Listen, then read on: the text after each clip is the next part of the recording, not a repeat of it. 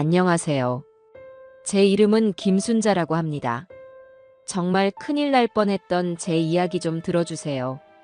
단단해 보이던 일상에 아주 작은 균열이 가기 시작한 것은 바로 그날 아침부터였습니다.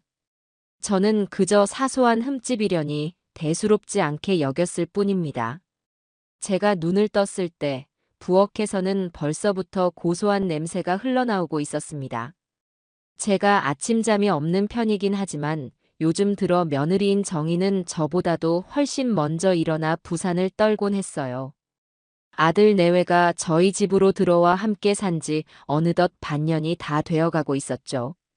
처음에는 적적했던 집안에 사람 사는 온기가 도는 것 같아 마음이 좋았는데 언제부턴가 그 온기 속에 서늘한 냉기가 섞여들기 시작했습니다. 식탁에 앉은 저는 제 눈을 의심했어요. 평소라면 간단한 국과 나물 두어 가지가 전부였을 아침상에 노릇하게 구워진 생선이며 따끈한 탕국, 갖가지 전까지 휘황찬란하게 차려져 있었거든요. 마치 큰 명절이라도 되는 것 같았죠. 정희는 행주로 손을 닦으며 제 맞은편에 앉아 살갑게 웃더군요. 어머니, 일어나셨어요? 요즘 기력이 없으신 것 같아서 특별히 준비 좀 해봤어요. 입에 맞으실지 모르겠네요. 그의 목소리는 꿀이라도 바른 듯 달콤했습니다. 저는 어색하게 웃으며 수저를 들었어요. 칭찬이라도 해줘야 할 것 같은데 어쩐지 목구멍에서 말이 탁 걸리는 기분이었습니다. 언제부터였을까요? 정희가 차려준 밥을 먹고 나면 꼭 몸에 무거운 납덩이라도 매달아 놓은 것처럼 온몸이 노곤하고 머리가 안개 낀 듯 멍해지는 날이 잦아졌습니다. 처음에는 저도 그저 나이가 들어 기력이 쇠한 탓이려니 하고 대수롭지 않게 넘겼어요. 하지만 이상하게도 제가 직접 차려 먹거나 밖에서 친구들과 식사를 한 날은 온종일 정신이 맑고 개운했죠. 유독 며느리가 정성껏 차렸다는 음식을 먹은 날만 그랬습니다. 왜요, 어머니? 맛이 없으세요? 제가 수저만 든 채 음식을 바라보고만 있자 정희가 걱정스러운 투로 물었습니다. 저는 황급히 손을 저으며 탕국을 한 숟갈 떴어요. 아니다. 너무 잘 차려서 뭐부터 먹어야 할지 고민하고 있었다. 너도 아침부터 고생이 많았구나. 고생은요. 어머니 건강만 하시면 저는 더한 것도 할 수 있는걸요. 어서 많이 드세요. 정희는 제 밥그릇 위에 생선살을 발라 올려주기까지 했습니다. 그 살가운 행동에 마음 한구석이 불편하게 아려왔어요. 혹시 내가 너무 며느리를 색안경을 끼고 보는 것은 아닐까 하는 죄책감마저 들었습니다. 하지만 몸이 보내는 신호는 거짓말을 하지 않았죠. 밥을 반쯤 먹었을까 벌써부터 눈꺼풀이 천근만근 무거워지기 시작했습니다. 꾸벅꾸벅 조는 제 모습을 정희는 건너편에서 아주 만족스러운 미소로 지켜보고 있었어요. 저는 그 눈빛의 의미를 그때는 미처 알지 못했습니다. 결국 그날도 오전 내내 비몽사몽한 상태로 안방에 누워 시간을 보냈습니다. 정신을 차리고 시계를 보니 벌써 점심시간이 훌쩍 지나 있었어요. 이러다 정말 큰 병이라도 있는 건 아닌가 하는 불안감에 저는 종합병원에 검진 예약을 해야겠다고 마음먹었습니다. 거실로 나와 전화기를 드는데 어느새 다가온 정희가 제 손에서 수화기를 빼앗아 들었어요. 어머니, 어디 전화하시게요? 아, 몸이 영 찌뿌둥해서 병원에 예약이라도 해두려고. 어머, 그런 건 저한테 말씀하시지 그러셨어요. 제가 해드릴게요. 어머니는 소파에 앉아서 편히 쉬고 계세요. 정희는 저를 소파에 앉히고는 자기가 직접 예약을 하겠다며 나섰습니다. 저는 못 이기는 척 그러라고 했지만 그날 오후가 다 가도록 며느리는 예약이 되었다는 말을 하지 않았어요. 다음 날 아침에 물어보니 상담원 연결이 계속 안 되어서 못했다고 하더군요. 그 다음 날에는 원하는 날짜에 예약이 꽉 차서 안 된다는 핑계를 댔습니다. 그렇게 며칠이 흐지부지 지나갔고 병원 예약은 없던 일이 되어버렸습니다. 저는 그저 운이 없나 보다 하고 넘어갔지만 지금 생각해보면 그 모든 것이 그 애의 계획이었던 겁니다. 제가 제 몸 상태를 제대로 확인하는 것을 교묘하게 막고 있었던 거죠. 며칠 뒤 정희가 백화점에 간다며 집을 비운 사이였습니다. 저는 쌓인 쓰레기를 정리하기 위해 부엌으로 갔어요. 분리수거를 하려고 쓰레기통을 뒤적이는데 안쪽 깊숙한 곳에서 낯선 포장지 몇 개가 손에 잡혔습니다. 언뜻 보기엔 약 상자 같기도 하고 건강식품 포장지 같기도 한데 제가 본 적 없는 물건이었어요. 앞면에는 알아볼 수 없는 외국어가 적혀 있었고 뒷면에는 성분을 알 수 없는 표가 그려져 있었습니다. 이상한 건 포장지가 아주 잘게 찢겨 있었다는 겁니다. 마치 내용물을 절대 알아보지 못하게 하려는 사람처럼요. 저는 찢어진 포장지 조각들을 식탁 위에 올려두고 그 애가 돌아오기를 기다렸습니다. 얼마 지나지 않아 양손 가득 쇼핑백을 들고 현관으로 들어서는 정희의 얼굴에는 웃음꽃이 피어 있었어요. 어머니, 저 왔어요. 이거 어머니 선물. 정희는 제게 예쁜 스카프가 담긴 쇼핑백을 내밀었습니다. 그리고는 식탁 위에 놓인 포장지 조각들을 발견하고는 순간 얼굴이 싸늘하게 굳더군요. 그 표정은 정말 찰나의 순간이었지만 저는 똑똑히 보았습니다. 당황과 불안, 그리고 약간의 분노가 섞인 그런 얼굴이었어요. 하지만 그 애는 금세 표정을 바꾸고는 아무렇지 않다는 듯 웃으며 말했습니다. 어머, 이거 어떻게 찾으셨어요? 제가 깜빡하고 쓰레기통에 버렸나 보네. 이게 뭐니? 집에서는 처음 보는 물건인데. 제 질문에 정희는 잠시 머뭇거리다가 과장된 목소리로 대답했어요. 에이, 별거 아니에요. 어머니 요즘 기력 없으신 것 같아서 제가 특별히 주문한 건강식품이에요. 이게 엄청 비싼 거라 포장지 보시면 어머니가 비싼 거 샀다고 잔소리하실까봐 제가 일부러 숨겼던 거예요. 깜빡했네, 정말. 참으로 그럴듯한 변명이었습니다. 시어머니 건강을 생각해 비싼 약을 사왔지만 잔소리가 무서워 포장지를 몰래 버렸다는 며느리. 보통의 시어머니라면 기특하다고 등을 두드려 주었을지도 모릅니다. 하지만 제 귀에는 그 변명이 어딘가 부자연스럽게 들렸어요. 몸에 좋은 것이라면서 왜 그렇게까지 비밀스럽게 숨겨야만 했을까요? 포장지는 또 왜 그렇게 잘게 찢어버린 걸까요? 의심은 꼬리에 꼬리를 물고 피어올랐지만 저는 더 이상 캐묻지 않았습니다. 괜히 긁어부스럼을 만들고 싶지 않았거든요. 그저 그랬구나. 다음부터는 그냥 말하고 주렴하고는 자리에서 일어났을 뿐입니다. 제 등 뒤로 안도의 한숨을 내쉬는 며느리의 기색을 저는 애써 모른 척해야만 했어요. 결정적으로 며느리에 대한 제 의심이 확신으로 바뀌게 된 것은 오랜 친구인 경숙이가 집에 다녀간 날이었습니다. 경숙이는 저와는 반평생을 함께한 제게는 친자매나 다름없는 친구예요. 저희 집에 스스럼 없이 드나들며 가끔은 자고 가기도 하는 그런 사이였죠. 그날도 경숙이는 제가 좋아하는 찐빵을 한 알음 사들고 초인종을 눌렀습니다. 순자야, 나왔다. 저는 버선발로 뛰어나가 친구를 맞았어요. 그런데 거실 소파에 앉아 TV를 보던 정희는 경숙이를 보고도 본체만체 하더군요. 마지못해 자리에서 일어나 오셨어요.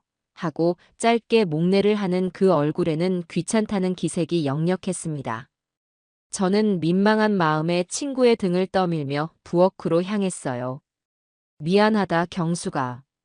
저 애가 오늘 어디 몸이 안 좋은가 보네. 괜찮아. 그나저나 너는 얼굴이 왜 이렇게 반쪽이 됐어?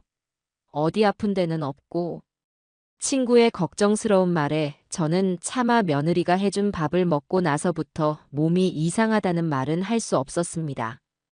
그저 멋쩍게 웃으며 괜찮다고 둘러댈 뿐이었죠.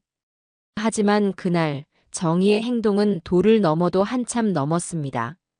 제가 친구에게 주려고 과일을 깎는 동안 정희는 일부러 청소기를 들고 와 시끄럽게 윙윙거리며 거실을 오갔습니다. 친구가 몇 번이나 말을 걸어도 일부러 못 들은 척 대답을 하지 않았고 제가 따라준 차는 손도 대지 않은 채 소파에 벌러덩 누워버리기까지 했어요. 결국 경숙이는 집에 온 지 1시간도 채 되지 않아 자리에서 일어나고 말았습니다. 순자야, 나 오늘 급한 일이 생각나서 이만 가봐야겠다. 다음에 다시 제대로 보자. 친구의 얼굴에는 서운함이 가득했습니다.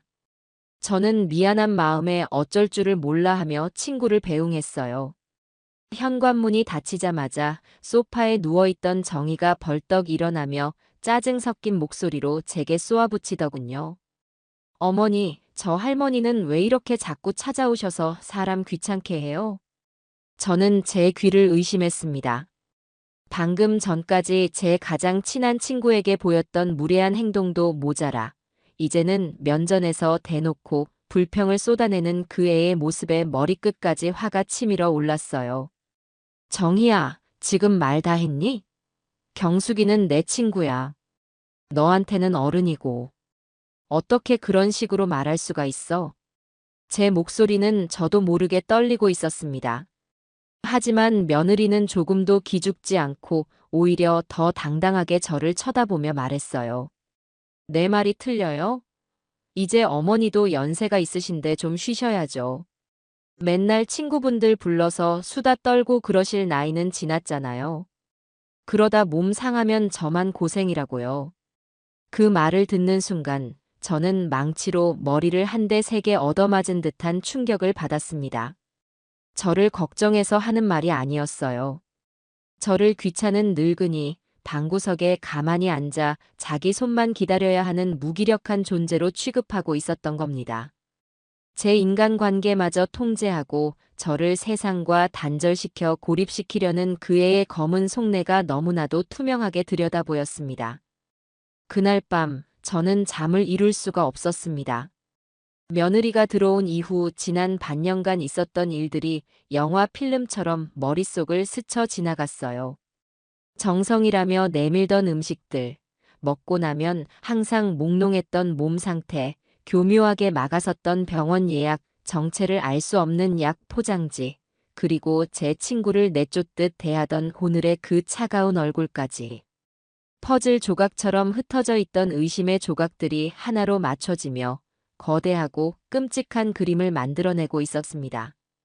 며느리에 대한 의심이 마음속에서 독버섯처럼 자라나기 시작한 지 사흘째 되던 날이었습니다.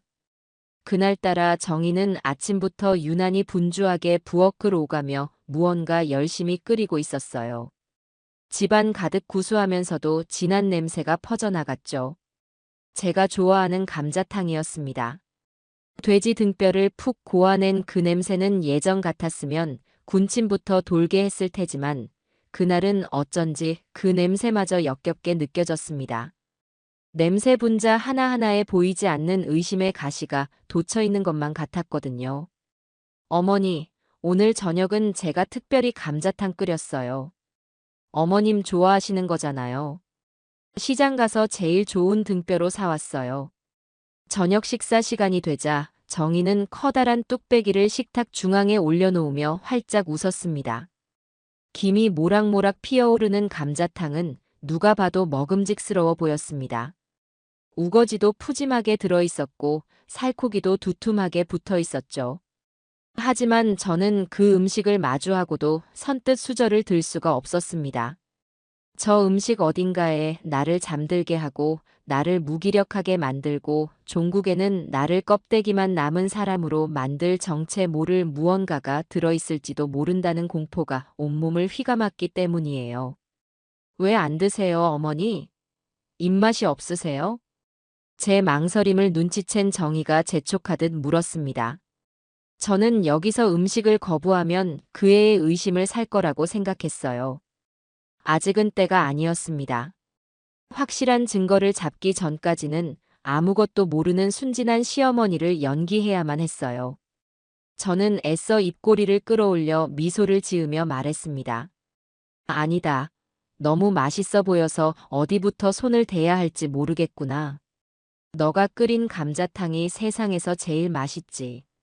그렇게 말하며 저는 국자로 감자탕을 떠서 제 그릇에 담았습니다. 그리고는 태연한 척 아주 맛있게 먹는 척 연기를 시작했어요. 국물을 한 숟갈 떠먹고는 맛있다 하고 감탄사를 내뱉고 두툼한 살코기를 발라 먹으며 고개를 끄덕이기도 했죠. 제 연기의 정의는 아주 만족스러운 표정을 짓더군요. 그 애는 제 맞은편에 앉아 제가 음식을 먹는 모습을 하나하나 지켜보고 있었습니다. 마치 사냥꾼이 덫에 걸린 사냥감을 흐뭇하게 바라보는 것처럼 소름 끼치는 눈빛으로요. 그렇게 감자탕을 반쯤 먹었을 때였을 겁니다. 거실에 놓아둔 제 휴대폰이 요란하게 울리기 시작했어요. 화면에는 아들 민철이의 이름이 떠 있었습니다. 저녁 식사 시간에는 웬만해서 전화를 하지 않는 아이인데 무슨 급한 일이라도 생긴 건가 싶었죠. 잠깐만 전화 좀 받고 오마. 저는 정희에게 양해를 구하고 자리에서 일어나 전화를 받았습니다. 수화기 너머로 들려오는 아들의 목소리는 평소와 달리 다급하고 절박하게 떨리고 있었어요. 엄마 괜찮으세요? 지금 어디예요? 집이다 아들. 저녁 먹고 있었지. 그런데 왜 이렇게 목소리가 떨리니? 무슨 일 있어? 저녁이요? 지금 뭐 드시고 계세요? 설마 정희가 해준 거 먹고 있어요? 아들의 질문에 저는 순간 심장이 쿵 하고 내려앉는 것 같았습니다. 제 등 뒤로는 식은땀이 흘렀어요. 하지만 저는 애써 침착함을 유지하며 대답했습니다. 응, 정희가 감자탕 끓여줘서 아주 맛있게 먹고 있었지. 왜 그러니? 제 대답이 끝나기 무섭게 아들은 거의 비명에 가까운 소리를 질렀습니다. 엄마, 그거 절대 먹지 마요. 먹었으면 당장 뱉어요. 제발요, 엄마. 당장 화장실로 가서 다 토해내세요. 수화기를 타고 전해져 오는 아들의 절규에 제 머릿속은 하얗게 비어버렸습니다. 손에 들고 있던 휴대폰을 놓칠 뻔했어요. 온몸의 피가 차갑게 식는 느낌이었습니다. 식탁 쪽을 돌아보니 정희가 무슨 일이냐는 듯 순진한 표정으로 저를 쳐다보고 있었어요. 하지만 그 눈빛 어딘가에 스며있는 미세한 불안감을 저는 놓치지 않았습니다. 아들, 그게 무슨 소리야? 왜 그래, 응? 엄마, 제발 제 말 들어요. 그거 먹으면 안 돼요. 제가 나중에 다 설명해 드릴게요. 우선 그것부터 뱉어내세요, 네. 아들의 목소리는 거의 울먹이고 있었습니다. 저는 알겠다고 대답하고 전화를 끊었어요. 그리고는 식탁으로 돌아가 아무렇지 않은 척 숟가락을 내려놓았습니다. 왜 그러세요, 어머니? 민철이가 뭐라고 하던가요? 정희가 캐묻듯 말했습니다. 저는 속이 좋지 않다는 핑계를 댔어요. 아니다. 갑자기 속이 좀 안 좋네. 아무래도 급하게 먹다가 체했나 보다. 나는 그만 들어가서 쉬어야겠다. 저는 남은 감자탕을 그대로 둔 채 자리에서 일어났습니다. 정희는 제 뒤에 대고 많이 안 좋으세요? 제가 약이라도. 라며 걱정하는 척했지만 저는 돌아보지 않았어요. 안방으로 들어와 문을 잠그자마자 저는 화장실로 달려갔습니다. 아들의 말대로 모든 것을 개원해야 했지만 그럴 수가 없었어요. 이것은 증거였습니다. 내 며느리가 내 아들의 아내가 나를 해치려 했다는 끔찍한 증거물이었죠. 저는 대신 남은 감자탕을 따로 보관하기로 마음먹었습니다. 모두가 잠든 깊은 밤, 저는 살금살금 부엌으로 나가 뚝배기에 남은 감자탕을 작은 밀폐용기 2개에 나누어 담았습니다. 하나는 냉동실 가장 깊숙한 곳에 숨겨두었고 다른 하나는 증거로 제출하기 위해 가방에 챙겨두었어요. 다음 날 아침, 저는 아들을 밖에서 따로 만났습니다. 카페에 마주 앉은 아들은 그동안 있었던 일을 제게 모두 털어놓았어요. 아들의 친구가 시내에서 작은 카페를 하는데 며칠 전 정희가 그 카페에 친구와 함께 왔었다고 합니다. 그리고는 주변에 사람이 없는 줄 알았는지 자랑하듯이 떠벌리더라는 거예요. 우리 시어머니, 요즘 내 손 안에 있어. 내가 끓여주는 국이나 찌개만 먹으면 하루 종일 해롱해롱 정신을 못 차리거든. 내가 특별히 넣는 재료가 있거든. 그 늙은이가 워낙 깐깐해서 좀 잠잠하게 만들 필요가 있었어. 그 말을 우연히 엿들은 아들 친구가 심상치 않다고 느껴 민철이에게 바로 연락을 했던 겁니다. 아들은 처음에는 설마 내 아내가 그랬을 리가 없다며 믿지 않았다고 해요. 하지만 며칠을 고민하다가 어젯밤 제가 감자탕을 먹고 있다는 말을 듣는 순간 불안감이 폭발해 저도 모르게 소리를 질렀다고 했습니다. 아들의 이야기를 듣는 내내 저는 온몸이 부들부들 떨리는 것을 겨우 참아냈습니다. 늙은이라니요. 저를 그렇게 부르며 제 음식에 장난을 치고 있었다니요. 슬픔보다 배신감, 배신감보다 분노가 더 크게 치밀어 올랐습니다. 저는 아들에게 그동안 제가 겪었던 일들, 밥을 먹고 나면 멍해졌던 증상과 며느리의 이상했던 행동들을 모두 이야기해 주었습니다. 제 이야기를 들은 아들은 충격과 죄책감에 고개를 들지 못했어요. 엄마, 죄송해요. 저는 그것도 모르고. 이제라도 알았으니 됐다. 하지만 민철아, 너는 당분간 아무것도 모르는 척해야 한다. 정의 앞에서는 평소처럼 행동해. 내가 알아서 하마. 저는 아들을 진정시키고 집으로 돌아왔습니다. 집에 돌아오니 정희는 어젯밤 남은 감자탕을 데워 먹으려는지 부엌에서 뚝배기를 찾고 있었어요. 어머니, 어제 남은 감자탕 어디에 두셨어요? 제가 아침으로 먹으려고 했는데 안 보이네요. 아, 그거. 어젯밤에 내가 속이 너무 안 좋아서 그냥 다 버렸다. 음식물 쓰레기통에 있을 게다. 제 말에 정희의 얼굴에 스쳐 지나가는 실망감을 저는 똑똑히 보았습니다. 증거를 인멸할 기회를 놓쳤다는 아쉬움이었겠죠. 저는 모른 척 시치미를 떼며 제가 따로 챙겨두었던 감자탕 국물 일부를 그릇에 담아 그 애 앞에 내밀었습니다. 그리고는 아주 중요한 것을 발견했다는 듯이 말했어요. 그런데 정희야, 내가 어제 남은 국물을 그릇에 덜어놨다가 지금 보니까 이상한 가루 같은 게 가라앉아 있더구나. 이게 다 뭐니? 제 손가락이 가리키는 그릇 바닥에는 희고 고운 가루가 앙금처럼 가라앉아 있었습니다. 정희는 순간 당황한 듯 눈동자를 굴리더니 이내 능숙하게 거짓말을 늘어놓기 시작했어요. 아, 그거요, 어머니. 어머니 건강에 좋은 한약재예요. 기력 회복에 좋다고 해서 제가 아는 한의사분께 특별히 부탁해서 구한 거예요. 이게 워낙 비싼 거라 아껴서 넣는 건데 어제는 특별히 듬뿍 넣었죠. 한약재? 처음 보는 것인데 이름이 뭐라더냐? 그게 이름이 좀 어려워서 제가 기억을 못하겠네요. 아무튼 몸에 좋은 거니까 걱정 마세요, 어머니. 정희는 그렇게 둘러대고는 서둘러 그릇을 빼앗아 설거지를 해버렸습니다. 증거가 될 만한 것은 하나도 남기지 않겠다는 심산이었죠. 하지만 저는 이미 또 다른 증거를 확보해둔 상태였습니다. 그날 밤 저는 잠든 척 안방에 누워 귀를 기울였습니다. 아니나 다를까 거실에서 정희가 누군가와 전화통화를 하는 소리가 들려왔어요.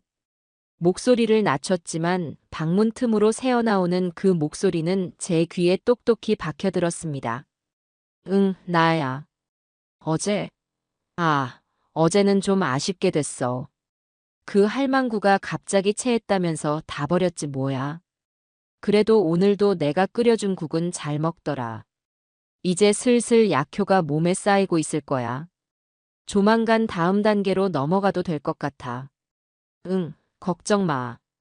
내가 알아서 할게. 다음 단계라는 말에 제 심장은 얼음장처럼 차갑게 굳어버렸습니다. 그 애가 꾸미는 다음 계획은 대체 무엇일까? 저를 어떻게 하려는 걸까? 꼬리에 꼬리를 무는 불안감에 뜬 눈으로 밤을 새우다시피 했습니다. 동이 트기 시작할 무렵, 저는 자리에서 일어나 거실로 나왔습니다. 그리고 소파에 가만히 앉아 며느리 정희가 이 집에 들어온 이후 지난 6개월간의 시간들을 하나하나 되짚어보기 시작했어요. 기억의 파편들을 맞추다 보면 분명 그 애의 진짜 목적을 알 수 있을 거라고 생각했기 때문입니다. 가만히 생각해보니 이상한 점은 한두 가지가 아니었습니다. 특히 정희가 정성껏 끓였다며 제게만 따로 떠주는 국이나 찌개를 먹은 날이면 어김없이 저는 온종일 정신을 차릴 수가 없었어요. 머릿속에 짙은 안개가 낀 것처럼 몽롱했고 쏟아지는 잠을 이기지 못해 소파나 침대에 쓰러져 잠들기 일쑤였죠. 눈을 떠보면 어느새 창밖은 어둑어둑해져 있고 저는 그날 하루를 통째로 도둑 맞은 듯한 허무함에 빠져들곤 했습니다. 그런 날들에는 항상 똑같은 일이 반복되었어요. 잠에서 깨어난 제게 정희는 다가와 이렇게 말하곤 했습니다. 어머니, 일어나셨어요? 아까 어머니가 은행 가서 적금 좀 찾아달라고 하셨잖아요. 그래서 제가 대신 다녀왔어요. 여기 통장이랑 도장이요. 그러면서 제 통장과 도장을 건네주곤 했죠. 저는 아무리 기억을 더듬어 봐도 며느리에게 그런 부탁을 한 기억이 없었습니다. 하지만 온종일 멍한 상태로 있었으니 내가 잠결에라도 그런 말을 했나 보다 하고 넘어가기 일쑤였어요. 나이가 드니 기억력이 예전 같지 않다는 자책감에 며느리를 의심할 생각조차 하지 못했던 겁니다. 지금 와서 생각하니 모든 것이 아기가 딱딱 들어맞았습니다. 그 애는 제 음식에 무언가를 넣어 저를 정신 못 차리게 만든 뒤 제 도장과 통장을 마음대로 들고 나가 제 돈을 빼돌리고 있었던 겁니다. 저는 심장이 철렁 내려앉는 것을 느끼며 안방으로 달려갔습니다. 장롱 깊숙한 곳에 숨겨둔 작은 금고를 열었어요. 혹시나 하는 마음에 확인해 본 금고 안은 제 예상을 벗어나지 않았습니다. 비상금으로 넣어두었던 현금 다발 중 5만 원권으로 묶어두었던 300만 원이 감쪽같이 사라져 있었어요. 저는 떨리는 손으로 금고 문을 닫았습니다. 온몸에 힘이 빠져 그 자리에 주저앉고 말았죠. 아침 식사 시간, 저는 애써 아무렇지 않은 척하며 식탁에 앉아 정희에게 물었습니다. 정희야, 혹시 내 금고에 손댔니? 안에 있던 현금이 좀 없어진 것 같아서. 제 질문에 정희는 밥을 씹다 말고 눈을 동그랗게 뜨더군요. 그 연기력은 정말이지 혀를 내두를 정도였습니다. 네, 금고요? 제가 어머니 금고를 어떻게 열어요? 비밀번호도 모르는데. 내가 혹시 잠결에라도 너한테 비밀번호를 알려준 적이 있나 해서 그런다. 어머, 어머니. 무슨 말씀을 그렇게 하세요? 그리고 그 돈, 저번에 어머니가 저한테 생활비 하라고 주셨잖아요. 시장 갈 때 쓰라고 넉넉하게 주머니에 넣어주시기까지 했는데 벌써 또 깜빡하셨어요? 정희는 오히려 저를 나무라는 듯한 투로 말했습니다. 저는 그런 기억이 전혀 없었어요. 300만 원이라는 큰 돈을 생활비로 준 기억이 있을 리가 없죠. 하지만 정희가 너무나도 당당하게 마치 사실을 말하는 것처럼 연기하니 순간적으로 정말 내가 잊어버린 건가 하는 혼란스러운 생각마저 들었습니다. 그 애는 이런 식으로 저를 교묘하게 가스라이팅하며 제 기억력을 의심하게 만들고 스스로를 믿지 못하게 만들고 있었던 겁니다. 아, 그랬었나. 내가 요즘 정신이 없어서 그랬나 보구나. 저는 일부러 기억이 안 나는 척하며 수저를 들었습니다. 그러자 정희는 안심했다는 듯이 덧붙이더군요. 그러니까요, 어머니. 자꾸 그러시면 저 정말 속상해요. 제가 어머니 돈을 탐내는 사람으로 보이세요? 그 뻔뻔한 말의 속에서는 천불이 났지만 저는 꾹 참았습니다. 아직은 더 확실한 증거가 필요했어요. 그날 오후 저는 외출 준비를 하며 지갑을 열었다가 또 한 번 놀라지 않을 수 없었습니다. 지갑 안주머니에 항상 넣어 다니던 작은 금반지가 보이지 않았기 때문이에요. 남편이 살아생전 제 첫 생일 선물로 사주었던 소중한 반지였습니다. 정희야, 내 금반지 못 봤니? 지갑에 넣어뒀는데 없어졌구나. 제 다급한 외침에 정희는 방에서 나오며 귀찮다는 표정을 지었습니다. 반지요? 제가 어떻게 알아요? 어머니가 또 어디다 두고 잊어버리신 거 아니에요? 잘 찾아보세요. 지난번에도 안경 찾으신다고 온 집안을 뒤집어 놓으셨는데 결국엔 머리에 꽂고 계셨잖아요. 정희는 저를 어린애 취급하듯 말하고는 자기 방으로 쏙 들어가 버렸습니다. 그 애의 말이 맞을지도 모른다는 생각에 저는 온 집안을 샅샅이 뒤지기 시작했습니다. 서랍장, 옷장, 심지어 쓰레기통까지 다 뒤져봤지만 반지는 어디에도 없었어요. 그 반지는 제게 돈으로 따질 수 없는 소중한 물건이었습니다. 남편의 흔적이자 제 젊은 날의 추억이 고스란히 담겨 있는 보물이었죠.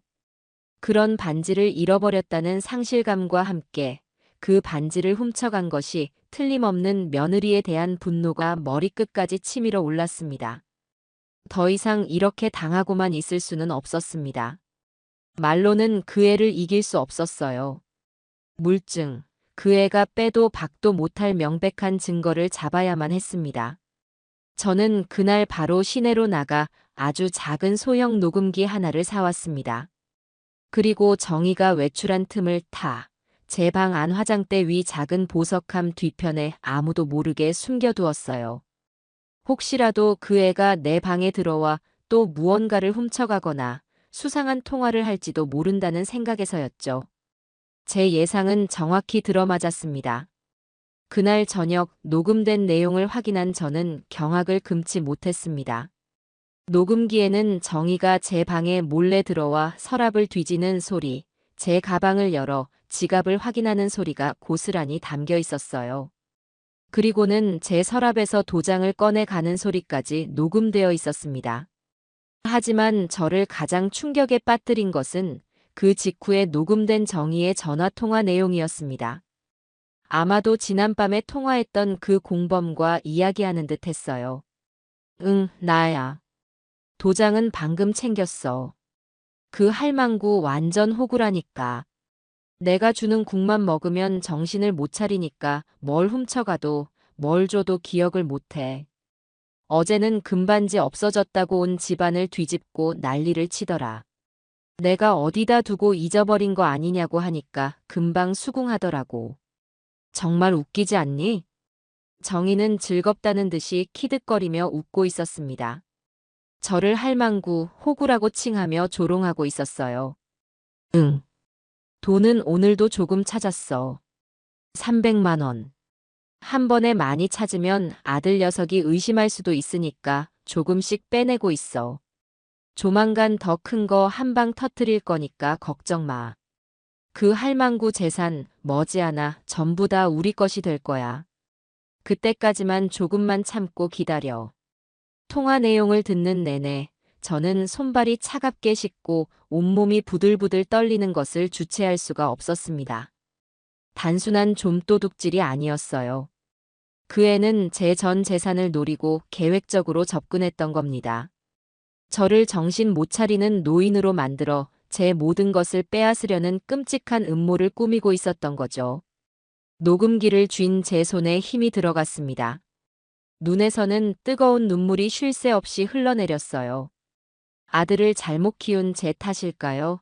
아니면 저런 악마 같은 아이를 며느리로 들인 제 잘못일까요?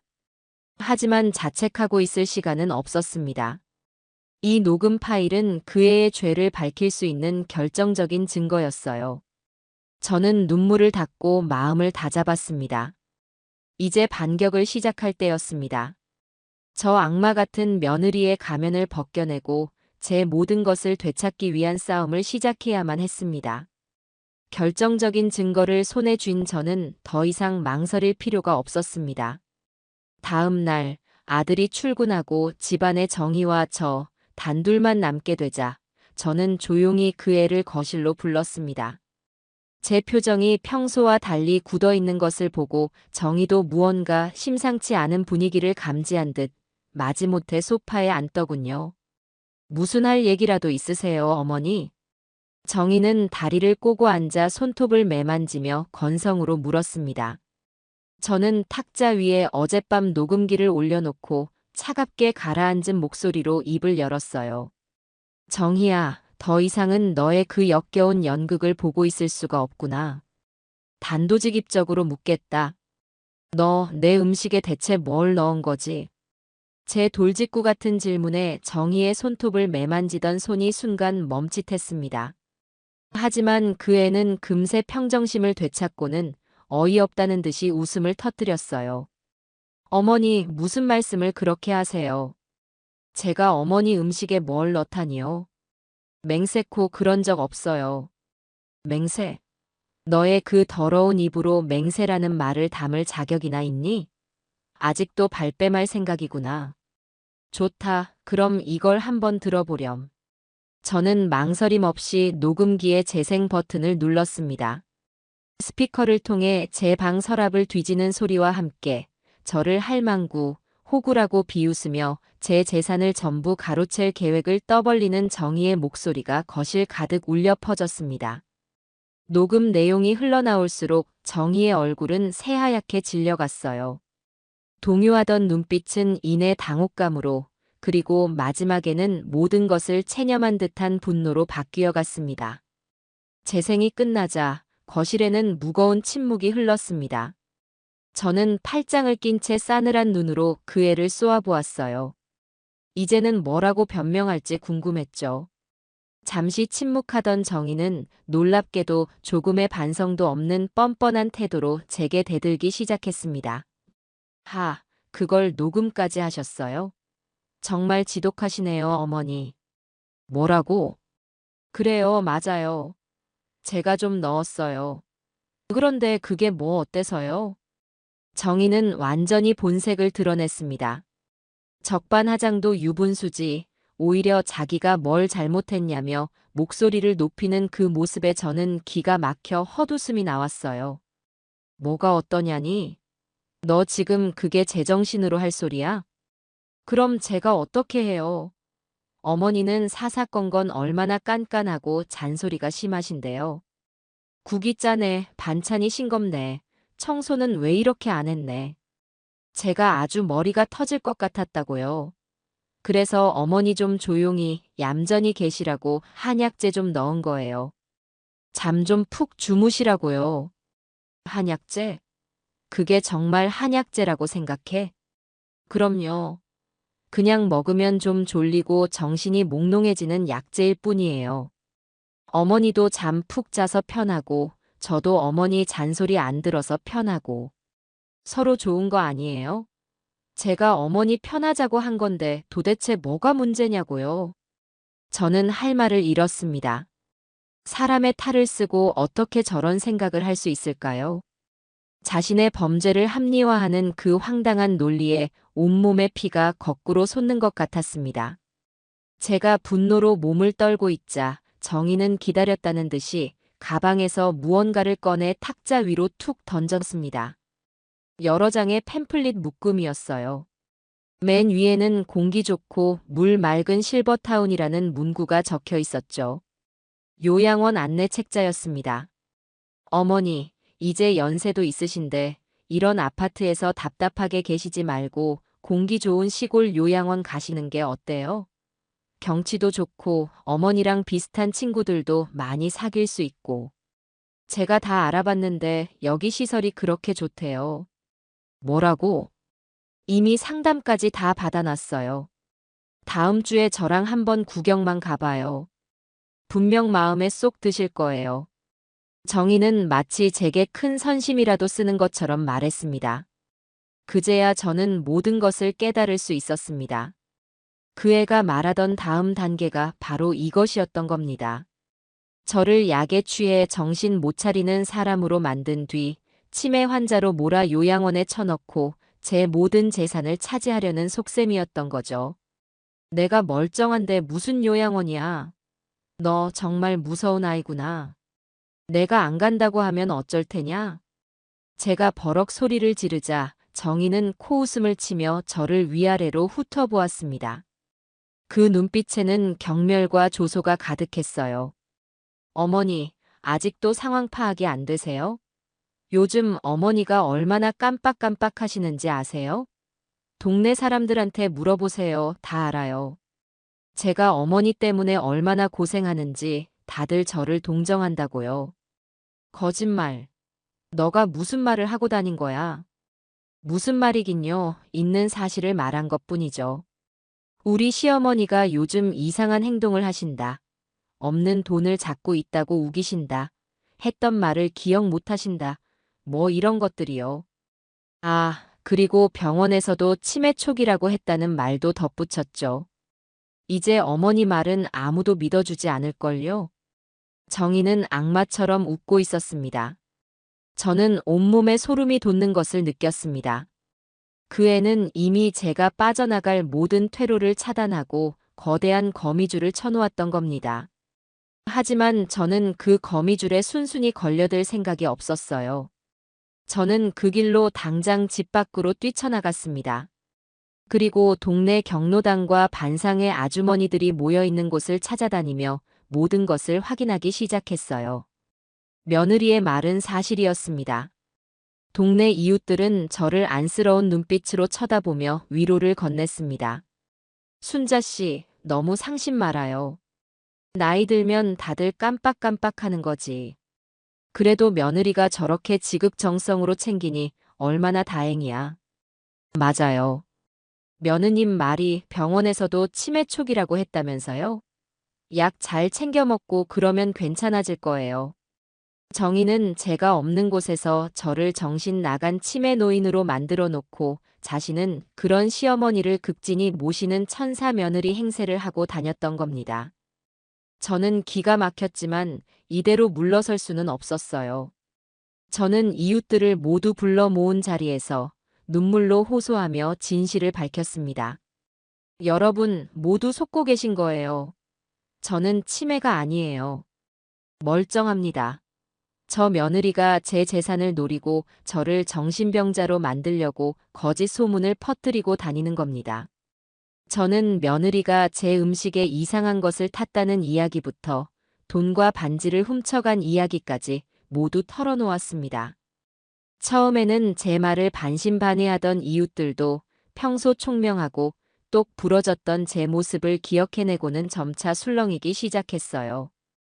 특히 제가 평소 날짜와 시간, 이웃들의 소소한 경조사까지 모두 정확하게 기억해내자 사람들의 눈빛은 의심에서 확신으로 바뀌어 갔습니다. 어머 세상에. 그럼 며느리가 순자 씨를 그렇게 모함했다는 말이야? 어쩐지 며느님 얼굴에 그늘이 하나도 없더라니. 그렇게 힘들게 시어머니 모시는 사람 얼굴이 아니었어. 여론은 순식간에 제 편으로 돌아섰습니다. 며느리의 거짓말은 힘을 잃었고 오히려 그 애의 사악한 본성에 대한 소문이 동네에 쫙 퍼지기 시작했어요. 집으로 돌아오는 길, 저는 처음으로 통쾌함을 느꼈습니다. 이것은 시작에 불과했어요. 동네 사람들 앞에서 거짓말을 바로잡은 것처럼 이제는 제 아들 앞에서 그리고 세상 앞에서 저 사악한 며느리의 가면을 벗겨낼 차례였습니다. 저는 결코 무너지지 않을 겁니다. 동네 사람들 앞에서 며느리의 거짓말을 바로잡고 집으로 돌아오는 제 발걸음은 이상하게도 조금도 가볍지가 않았습니다. 작은 전투에서는 이겼을지 몰라도 진짜 전쟁은 아직 시작도 하지 않았다는 것을 저 스스로가 너무나 잘 알고 있었기 때문이었어요. 정이라는 적보다 더 무서운 것은 바로 그 애의 옆에 서 있는 내 아들 민철이의 마음이었습니다. 과연 내 아들은 누구의 손을 들어줄까? 제 가슴은 불안감으로 무겁게 내려앉아 있었죠. 그날 저녁 민철이가 퇴근하고 돌아오기만을 초조하게 기다리는 시간은 마치 영겁처럼 길게 느껴졌습니다. 저녁 식사는 그야말로 가시방석이었습니다. 정희는 아무 일도 없었다는 듯, 아니 오히려 보란 듯이 더욱 살갑게 민철이를 챙겼어요. 제 앞에서는 동네 이웃들에게 모든 거짓말이 들통나 망신을 당했으면서도 아들 앞에서는 여전히 세상에서 가장 상냥하고 다정한 아내의 가면을 쓰고 있었던 겁니다. 저는 그런 며느리의 이중적인 모습에 속이 울렁거렸지만 꾹 참고 아들이 식사를 마치기만을 기다렸습니다. 설거지까지 모두 끝난 후 저는 민철이를 조용히 제 방으로 불렀습니다. 정희가 거실에서 TV 소리를 키우고 있는 것을 확인한 뒤에야 저는 방문을 닫고 아들 앞에 녹음기를 꺼내 놓았어요. 민철아, 이걸 들어보렴. 이게 바로 너의 아내 우정희의 진짜 목소리다. 영문을 몰라 어리둥절해하는 아들 앞에서 저는 녹음기의 재생 버튼을 눌렀습니다. 녹음기에서는 정희가 제 방을 뒤지는 소리와 함께 저를 할망구, 호구라고 조롱하며 제 재산을 가로챌 계획을 공범과 의논하는 목소리가 생생하게 흘러나왔어요. 처음에는 믿을 수 없다는 표정으로 녹음기를 쳐다보던 민철이의 얼굴은 시간이 흐를수록 경악과 분노로 딱딱하게 굳어갔습니다. 특히 정희가 제 금반지를 훔치고도 웃음거리로 삼는 대목에서는 아들의 두 눈에 시뻘건 불꽃이 타오르는 것 같았어요. 녹음이 끝나고 방 안에는 무거운 침묵만이 감돌았습니다. 민철이는 한동안 아무 말도 하지 못하고 멍하니 바닥만 내려다보고 있었어요. 그 커다란 어깨가 미세하게 떨리고 있었습니다. 얼마나 지났을까 아들은 마침내 고개를 들어 저를 바라보며 입을 열었습니다. 그 목소리는 배신감으로 격하게 잠겨 있었죠. 엄마, 이게 정말 다 사실이에요? 정희가 엄마한테 정말 이런 짓을 했다는 말이에요? 그래. 한 글자도 틀림없는 사실이다. 나는 이 녹음 내용을 듣고 지난밤 한숨도 잘 수가 없었어. 세상에 이럴 수가. 민철이는 두 손으로 얼굴을 감싸 쥐었습니다. 사랑하는 아내가, 그토록 믿었던 아내가 자신의 어머니에게 이토록 끔찍한 짓을 저질렀다는 사실을 쉬이 받아들이지 못하는 듯 했어요. 이윽고 아들은 자리에서 벌떡 일어났습니다. 그 눈빛에는 결연한 의지가 서려 있었어요. 제가 정희한테 직접 확인하고 오겠습니다. 만약 이게 모두 사실이라면 제가 절대로 용서하지 않겠습니다, 엄마. 아들은 그렇게 말하고는 성난 걸음으로 방문을 열고 나갔습니다. 저는 차마 따라 나가지 못하고 방문에 귀를 기댄 채 거실에서 벌어질 상황을 숨죽여 지켜보았어요. 잠시 후 거실에서 민철이가 이성을 잃고 고함을 치는 소리가 들려왔습니다. 우정희, 이게 다 무슨 소리야? 너 우리 엄마한테 대체 무슨 짓을 한 거야? 아들의 분노에 찬 목소리에 제 가슴이 철렁 내려앉았습니다. 하지만 곧이어 들려온 며느리의 반응은 제 예상을 완전히 벗어나는 것이었어요. 정희는 당황하거나 변명하는 대신 오히려 큰 소리로 울음을 터뜨리기 시작했습니다. 그 울음소리는 어찌나 서럽고 처절한지 모르는 사람이 들으면 정말 큰 억울한 일을 당한 사람처럼 보일 정도였죠. 민철 씨, 어떻게 나한테 이럴 수 있어요? 어머니 말씀만 듣고 나를 이렇게 의심하는 거예요? 내가 당신이랑 결혼해서 지금까지 어머니 모시면서 얼마나 힘들게 살았는데. 당신은 내 마음도 몰라주고. 시끄러워. 녹음기에 다 녹음되어 있어. 너가 우리 엄마한테 무슨 말을 했는지, 무슨 짓을 꾸몄는지 내가 다 들었다고. 그건 모함이에요. 어머니가 나를 미워해서 나를 이 집에서 쫓아내려고 일부러 꾸민 짓이라고요. 내가 얼마나 힘들었는지 알아요? 매일 아침 일찍 일어나서 밥 차리고 청소하고 빨래하고. 어머니는 사사건건 트집 잡고 잔소리만 하시는데 내가 누구 하나 기댈 데 없이 얼마나 외로웠는지 아냐고요. 정희는 대단한 배우였습니다. 눈물과 콧물을 쏟아내며 자신의 희생과 고통을 절절하게 연기해냈어요. 아들의 분노는 며느리의 그 처절한 눈물 연기 앞에서 조금씩 힘을 잃어가는 듯 했습니다. 고함 소리는 잦아들었고 대신 정희의 울음 섞인 하소연만이 거실을 가득 메웠습니다. 그래요. 내가 스트레스가 너무 심해서 친구한테 푸념 좀 했어요. 그게 그렇게 죽을 죄예요? 당신은 매일 회사에만 가 있고 이 넓은 집에서 나 혼자 온종일 어머니 눈치만 보면서 사는데 내가 그런 말도 못해요? 차라리 이혼해요. 나 더 이상은 이렇게 못 살겠어. 당장 친정에 가서 살래요. 결정타였습니다. 이혼하겠다며 짐을 싸는 신용까지 하는 며느리의 협박에 제 아들은 완전히 무너져 내리는 것 같았어요. 잠시 후 저는 아들이 며느리를 달래는 소리를 들었습니다. 정희야, 진정해. 내가 미안해. 내가 너무 흥분해서 그랬어. 뭐가 미안한데요? 당신은 하나도 안 미안하잖아요. 당신은 맨날 당신 엄마 편만 들잖아요. 아니야, 그렇지 않아. 내가 엄마한테 잘 말해볼게. 응. 그러니까 제발 진정해. 내가 다 해결할게. 그 말을 듣는 순간 제 심장은 바닥 없는 절망의 구렁텅이로 떨어졌습니다. 엄마한테 잘 말해볼게라니요. 제 아들은 결국 저 악랄한 여자의 거짓 눈물에 넘어가고 만 겁니다. 저는 떨리는 다리를 겨우 지탱하며 자리에서 일어났습니다. 잠시 후 완전히 기가 죽은 표정의 민철이가 제 방으로 들어왔어요. 저는 아들의 그 한심한 얼굴을 차마 마주 볼 수가 없었습니다. 엄마, 다 들었다. 제 차가운 대답에 아들은 고개를 푹 숙인 채 우물쭈물 변명을 늘어놓기 시작했습니다. 그게 엄마. 정희도 그동안 많이 힘들었나 봐요. 자기가 스트레스 때문에 병원까지 다니고 있다고 하더라고요. 엄마가 좀 까다로우신 편이잖아요. 정희가 아기를 가지고 그런 것 같지는 않아요. 그냥 너무 힘들어서 푸념한 건데 엄마가 오해하신 것 같아요. 저는 제 귀를 의심했습니다. 방금 전까지 녹음 내용을 듣고 분노하던 제 아들이 맞을까요? 불과 몇십 분 만에 아들은 완전히 며느리에게 세뇌당해 있었습니다. 저는 허탈한 웃음밖에 나오지 않았어요. 오해? 내가 들은 게 전부 거짓말이라는 거니? 내 돈을 훔치고 내 반지를 훔치고 나를 요양원에 보낼 계획을 세운 게 전부 오해라고. 그건 정의 말이 엄마가 요즘 자꾸 물건을 잃어버리시니까 자기가 안전하게 보관하고 있었던 거래요. 그리고 요양원도 엄마가 편히 쉬셨으면 하는 마음에 알아본 거라고 하고요. 나쁜 뜻은 정말 아니었대요, 엄마.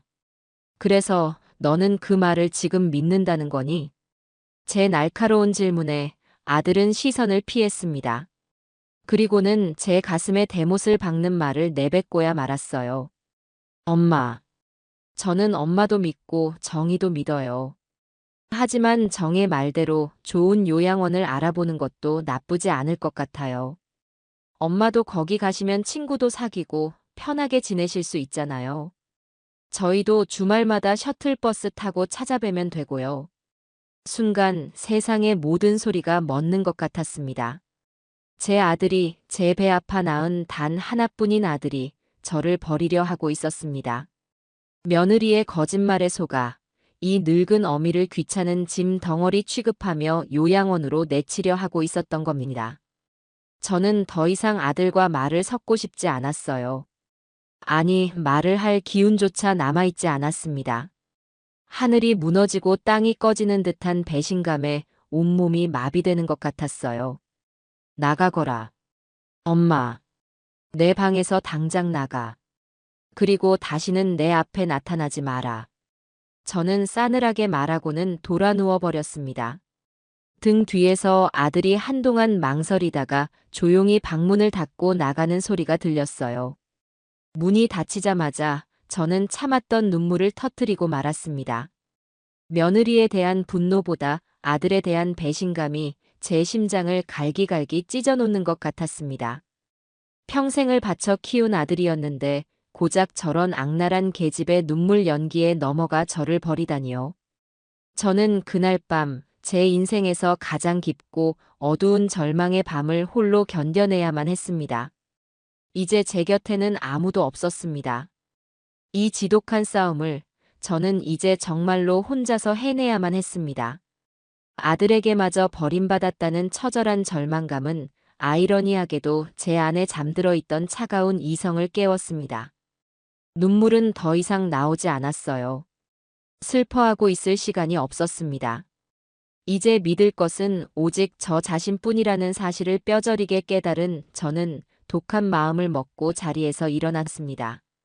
정희와 아들이 잠든 이른 새벽, 저는 조용히 옷을 챙겨 입고 집을 나섰습니다.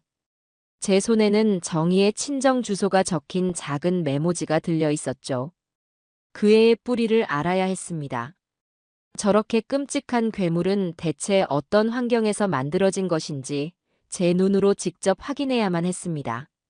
며느리의 친정은 시장 근처 허름한 상가 건물에 있었습니다.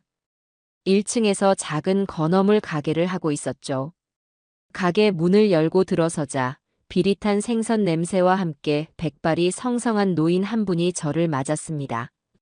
정희의 아버지, 제게는 사돈어른이 되는 분이셨어요. 제 얼굴을 알아본 사돈의 얼굴에는 당황한 기색이 역력했습니다. 아니, 이 새벽에 어쩐 일이십니까, 사부인. 저는 군더더기 없이 그동안 정희가 제게 저지른 만행들을 하나도 빠짐없이 털어놓았습니다. 제 음식에 이상한 것을 탄 이야기부터 돈과 물건을 훔치고 저를 치매 환자로 몰아 요양원에 보내려 한 계획까지. 제 이야기가 길어질수록 사돈의 얼굴은 잿빛으로 변해갔고 깊은 한숨 소리는 점점 더 잦아졌습니다. 마침내 제 이야기가 모두 끝났을 때 사돈은 힘없이 의자에 주저앉으며 나직이 중얼거렸어요. 또 사고를 쳤구나, 그 몹쓸 것이. 그 한마디에 저는 정희의 이런 악행이 처음이 아니라는 것을 직감할 수 있었습니다. 사돈은 떨리는 목소리로 충격적인 과거를 제게 고백하기 시작했어요. 정희는 민철이와 결혼하기 전에 다른 남자와 혼인한 경험이 있는 이혼녀였습니다. 그리고 그 첫 번째 결혼 생활 역시 지금과 똑같은 방식으로 파탄이 났다고 해요. 사실 우리 정희가 전에 시집 갔을 때도 똑같았습니다. 시어머니 음식에 몰래 수면제를 타서 먹이고 집안 돈을 빼돌리다가 들켜서 쫓겨났어요. 그때 그 집안에서 고소하겠다는 걸 제가 무릎 꿇고 빌어서 겨우 합의를 받습니다. 다시는 그런 짓 안 하겠다고 싹싹 빌기에 믿었는데 사람 버릇은 어디 가질 않나 봅니다.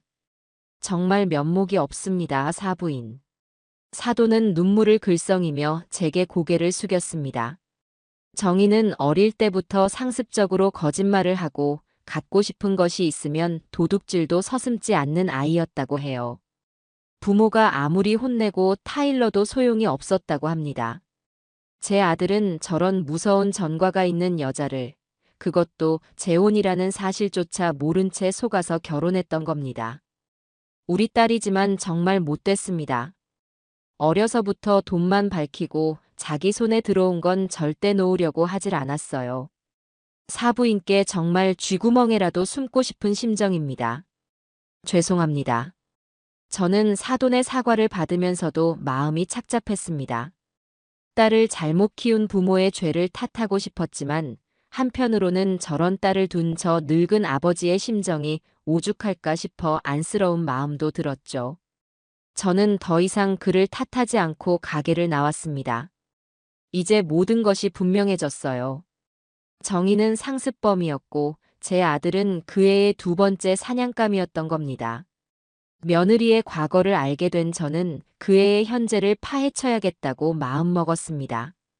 며칠간 저는 아침 일찍 집을 나와 정희의 뒤를 밟기 시작했어요. 처음 며칠은 별다른 소득이 없었습니다.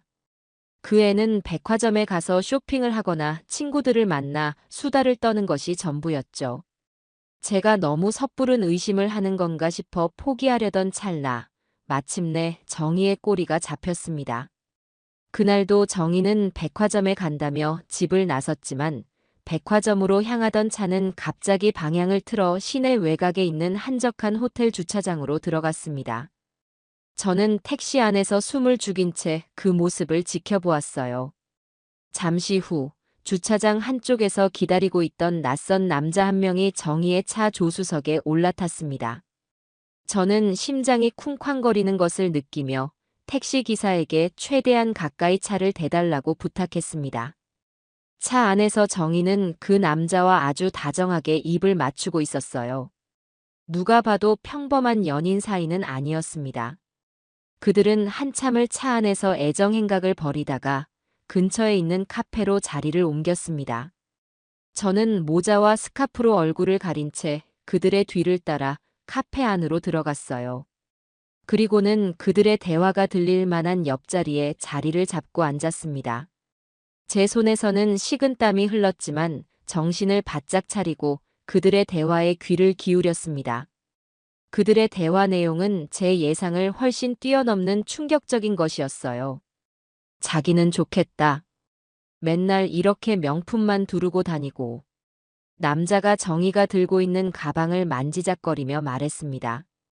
그러자 정희는 아주 즐겁다는 듯이 웃으며 대답했어요. 이거 아무것도 아니야. 우리 그 바보 같은 남편은 내 말이라면 껌뻑 죽거든. 내가 카드 명세서만 잘 숨기면 자기가 얼마를 쓰는지도 몰라. 시어머니는 아직도 그 할망구 때문에 골치 아프다며. 아, 그 늙은이. 거의 다 됐어. 약을 꾸준히 먹였더니 이제 정신이 오락가락하는 게 눈에 보여. 아들 녀석도 이제 완전히 내 편이 됐고. 조만간 요양원으로 보내버리고 나면 그 집 재산 전부 다 우리 거야. 그때까지만 조금만 참아, 자기야. 내가 이혼 서류 내밀고 자기한테 달려갈게. 저는 떨리는 손으로 휴대폰을 꺼내 들었습니다. 그리고 그들이 서로를 끌어안고 웃고 떠드는 장면을, 그들의 추악한 대화 내용을 하나도 놓치지 않고 동영상으로 촬영하기 시작했어요. 제 심장은 분노로 터져버릴 것 같았지만 저는 이를 악물고 버텼습니다. 이것은 단순한 불륜의 현장이 아니었어요. 제 인생을 파괴하려는 두 악마의 작전 회의 현장이었고 저는 그 모든 것을 기록으로 남겨야만 했습니다. 그날 이후 저는 며느리의 또 다른 비밀을 파헤치기 위해 집안을 샅샅이 뒤지기 시작했습니다. 그 애가 말한 카드 명세서를 찾아야만 했어요. 며칠간의 수색 끝에 저는 정희의 방 옷장 가장 깊숙한 곳, 겨울옷 더미 아래에 숨겨져 있던 작은 상자 하나를 발견했습니다. 상자 안에는 여러 통의 우편물이 들어있었어요.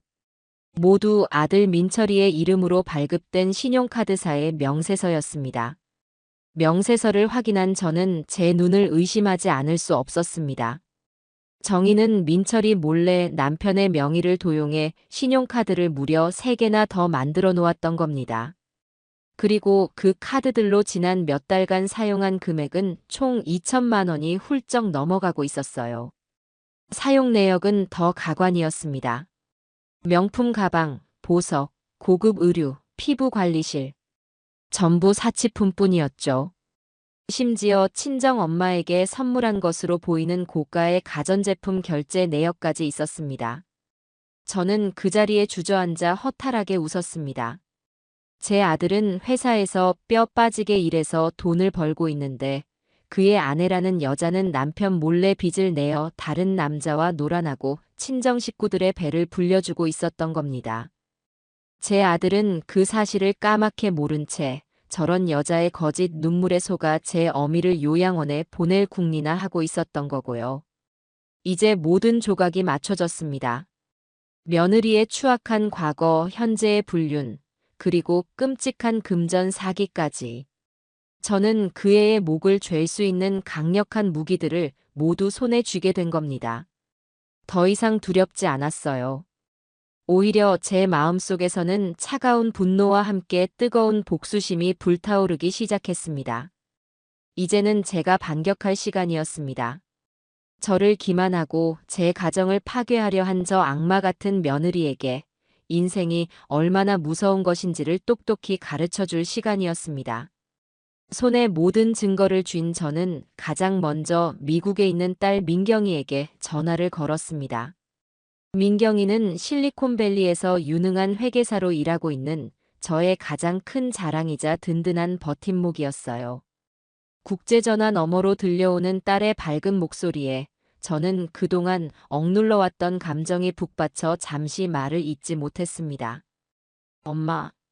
엄마 무슨 일 있어요? 왜 말씀을 안 하세요? 딸의 걱정스러운 목소리에 저는 겨우 마음을 다잡고 그동안 있었던 모든 일들을 차분하게 설명하기 시작했습니다. 올케인 정의의 만행, 아들 민철이의 배신, 그리고 제가 혼자서 그 애의 비밀을 파헤쳐온 과정까지. 제 이야기가 길어질수록 수화기 너머의 민경이는 아무 말도 하지 않았어요. 폭풍전야와 같은 침묵이었습니다. 마침내 제 이야기가 끝났을 때 딸은 낮고 차갑게 분노가 서린 목소리로 말했습니다. 그년이 감히 우리 엄마를 상대로 그런 짓을 해? 오빠는 대체 뭘 한 거야? 당장 그 여자 쫓아내지 않고. 민철이는 그의 눈물에 속아서 지금 제정신이 아니야. 오히려 나를 요양원에 보내려고 하더구나. 뭐라고요? 정말 기가 막혀서. 엄마, 아무 걱정하지 마세요. 제가 당장 내일 비행기로 들어갈게요. 제가 가서 그 여자 아주 영혼까지 탈탈 털어서 길바닥에 나앉게 만들어줄 테니까. 엄마는 그냥 가만히 계세요. 이제부터는 제가 다 알아서 할게요. 딸의 단호하고 믿음직스러운 목소리에 저는 비로소 안도의 눈물을 흘릴 수 있었습니다. 천군만마를 얻은 기분이었어요. 그리고 이틀 뒤 민경이는 정말로 허리케인처럼 저희 집에 들이닥쳤습니다. 퇴근하고 돌아온 민철이는 거실에 앉아있는 동생의 모습에 깜짝 놀라더군요. 민경아, 너가 어떻게 연락도 없이. 하지만 반가워하는 오빠를 보는 민경이의 눈빛은 얼음장처럼 차가웠습니다. 민경이는 자리에서 일어나 오빠의 뺨을 향해 서류 뭉치를 집어 던졌어요. 제가 그동안 모아둔 증거들이었습니다. 오빠, 이게 다 뭐야? 오빠는 아내라는 여자가 엄마한테 이런 끔찍한 짓을 하는 동안 대체 뭘 한 거야? 아니, 뭘 하기는커녕 그 여자 편을 들어서 엄마를 요양원에 보내려고 해. 오빠도 공범이야. 알기나 해? 동생의 서슬 퍼런 질타에 민철이는 아무 말도 하지 못하고 고개를 숙였습니다. 그 시각 방에서 나온 정희는 거실 풍경에 당황한 듯 했지만 이내 특유의 가증스러운 미소를 지으며 민경이에게 아는 척을 했어요. 어머, 아가씨. 언제 오셨어요? 연락이라도 주시지. 민경이는 며느리를 거들떠보지도 않고 노트북을 펼쳐 무언가를 빠르게 확인하기 시작했습니다. 그리고는 제게 물었어요. 엄마, 그 여자 명의로 된 재산은 하나도 없죠? 전부 아빠가 물려주신 엄마 재산이랑 오빠 월급으로 생활하는 거 맞죠? 그래, 맞다. 혼수도 제대로 안 해왔어. 잘 됐네. 그럼 법적으로는 아주 간단해지겠어요. 민경이는 마치 눈앞에 없는 사람을 대하듯 정의를 완벽하게 무시하며 일을 처리하기 시작했습니다. 그날부터 저희 집의 분위기는 180도 달라졌어요. 민경이는 거실 식탁을 자기 사무실처럼 사용하며 밤낮으로 은행과 카드사에 전화를 걸고 서류를 검토했습니다. 유능한 회계사인 딸은 제가 찾아낸 것보다 훨씬 더 깊고 추악한 정의의 금전 비리를 파헤쳐냈어요. 정의가 민철이의 공인인증서까지 도용해 대출을 받은 사실, 심지어 친정아버지의 가게 운영 자금까지 남편 몰래 대주고 있었다는 사실까지 모두 밝혀냈죠. 며칠 만에 정의의 모든 횡령 증거를 완벽하게 정리한 민경이는 변호사를 집으로 불렀습니다. 그리고는 제 앞에서 서류 한 장을 내밀었어요. 엄마, 여기에 서명하세요. 그것은 제 전 재산을 딸인 민경이와 제가 지정하는 복지재단에 기부한다는 내용의 법적 문서였습니다. 아들과 며느리에게는 단 한 푼도 상속하지 않겠다는 내용도 명시되어 있었죠. 저는 망설임 없이 서류에 제 이름을 쓰고 도장을 찍었습니다. 정희는 거실 한쪽에서 그 모습을 불안한 눈으로 지켜보고 있었어요. 모든 서류 작성이 끝난 후 저는 정희와 아들을 거실로 불렀습니다. 그리고 변호사가 보는 앞에서 제 결정은 선언했어요. 나는 오늘부로 내 모든 재산을 딸 민경이와 사회에 환원하기로 했다. 너희들에게는 단돈 10원도 남겨주지 않을 생각이다. 그 말을 듣는 순간 정희의 얼굴이 새하얗게 질렸습니다. 그 애는 이성을 잃고 제게 달려들며 소리쳤어요. 어머니, 그러시면 안 돼요. 이건 무효예요. 민철 씨도 아들로서 재산을 상속받을 권리가 있다고요. 그 애의 발악에 저는 차갑게 웃으며 말해주었습니다. 권리? 너희들이 나를 내다 버리려고 했을 때 이미 그 권리는 사라진 거야. 너희가 나를 버리려 했으니 이제는 내가 너희를 버리는 거다. 아주 공평하지 않니? 정희는 아무 말도 못하고 입술만 파들파들 떨었습니다. 그때까지 고개를 숙이고 있던 아들 민철이가 힘없는 목소리로 제게 물었어요. 엄마 저까지요? 저도 정말 한 푼도 안 주실 거예요? 그 한심한 아들의 모습에 저는 마지막 동정심마저 사라지는 것을 느꼈습니다. 저는 아들을 똑바로 쳐다보며 제 손에 들고 있던 휴대폰을 그 애의 눈앞에 들이밀었습니다. 그리고는 정희와 내연남이 호텔 주차장에서 만나 애정행각을 벌이고 카페에서 저와 아들을 조롱하며 재산을 빼돌릴 계획을 세우는 동영상을 재생했어요. 너는 아직도 저 여자가 널 사랑한다고 생각하니? 너는 저 여자의 계획에 노란한 한심한 마마보이이자 돈줄에 불과했어. 이래도 저 여자를 감쌀 테냐? 동영상을 본 민철이의 얼굴은 충격과 배신감으로 완전히 무너져 내렸습니다. 그는 아무 말도 하지 못하고 그 자리에 주저앉아 버렸어요. 모든 것이 끝났다고 생각했는지 정희는 마지막 발악을 하듯 민철이에게 온갖 독설을 퍼붓기 시작했습니다. 그래, 다 사실이야. 너랑 사는 게 지옥 같아서 그랬다. 왜? 맨날 엄마 눈치나 보고 월급이나 갖다 바치는 마마보이랑 사는 게 얼마나 숨막히는지 알아? 나는 단 한순간도 너를 사랑한 적 없어. 니네 엄마 재산, 그거 하나 보고 참고 살아준 거라고. 며느리의 마지막 폭언은 아들의 가슴에 비수처럼 꽂혔습니다.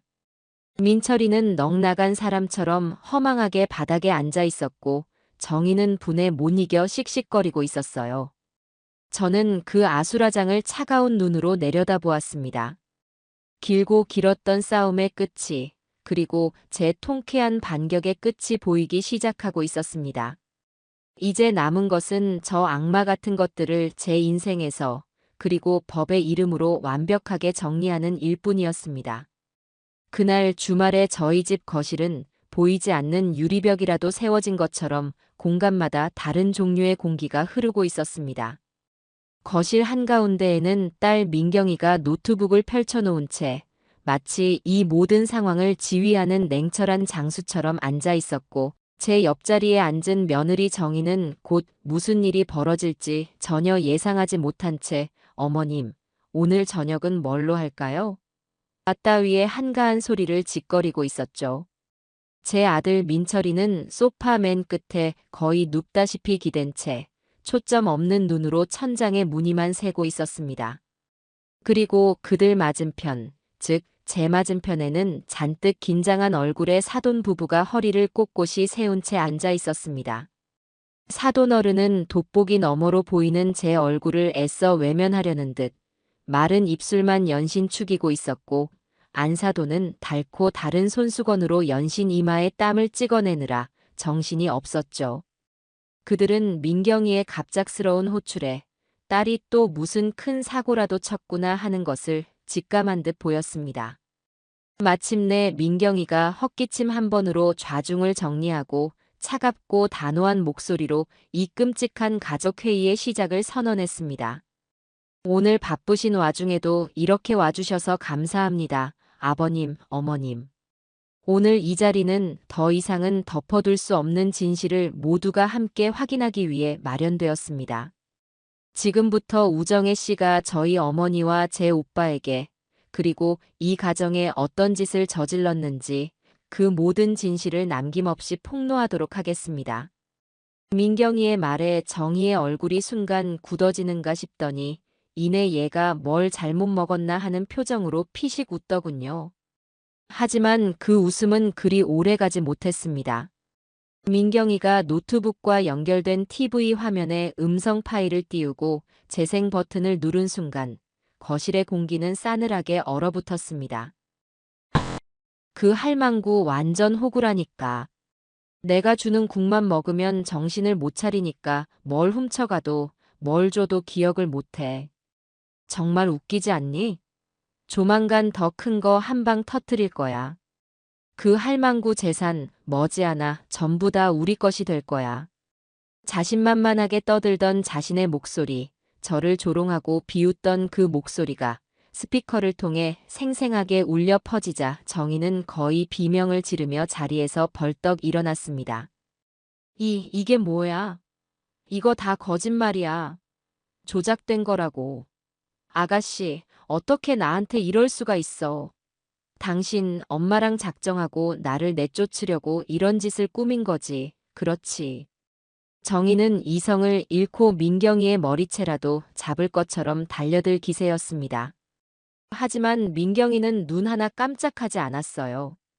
오히려 그런 정희를 한심하다는 듯 쳐다보며 다음 증거 자료를 화면에 띄웠습니다. 조작이라고요? 목소리 감정이라도 받아볼까요, 올케 언니? 좋습니다.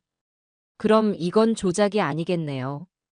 이건 언니가 직접 사용한 카드 내역이니까요.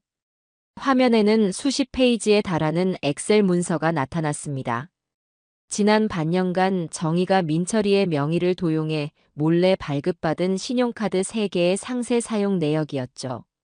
샤넬, 에르메스, 까르띠에.